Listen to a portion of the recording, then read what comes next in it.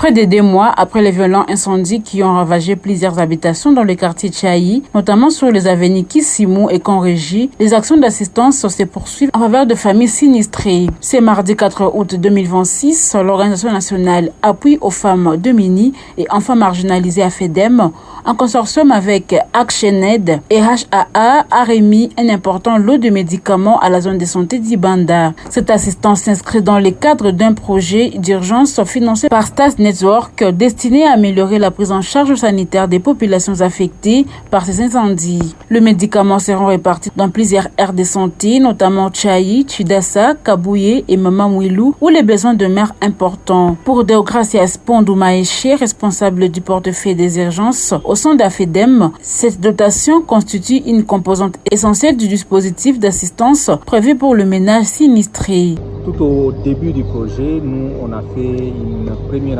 enquête pour essayer d'identifier le nombre de ménages qui sont touchés sur le plan sanitaire en prenant en compte un certain nombre de critériums: femmes enceintes, femmes allaitantes, enfants de moins de 5 ans.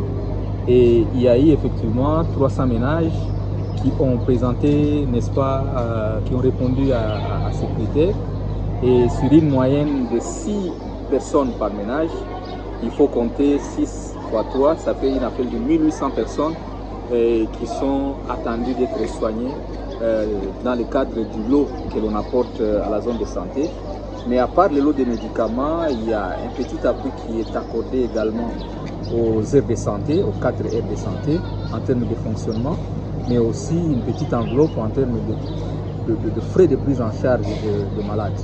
En réceptionnant officiellement ces dons, le médecin-chef de la zone de santé d'Ibanda, le Dr Joaï Boami, a exprimé sa reconnaissance à AFEDEM et ses partenaires pour ces gestes en faveur de victimes. Il rappelle que cette assistance arrive à un moment où les structures sanitaires de la zone restent fortement sollicitées. Depuis plus d'une année, elles font face à une épidémie de choléra après avoir été confrontées à celle de Mpox. Les aires de santé bénéficiaires figurent parmi les plus touchées par ces différentes crises. Selon lui, les récents incendies enregistrés dans l'aire de santé de Kabouye a encore aggravé les besoins des populations, rendant cet appui particulièrement précieux.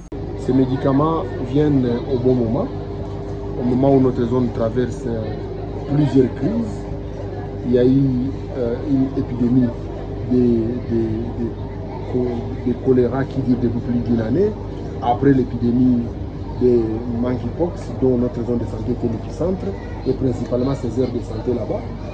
Maintenant, on a beaucoup d'alertes par-ci par-là, Ebola.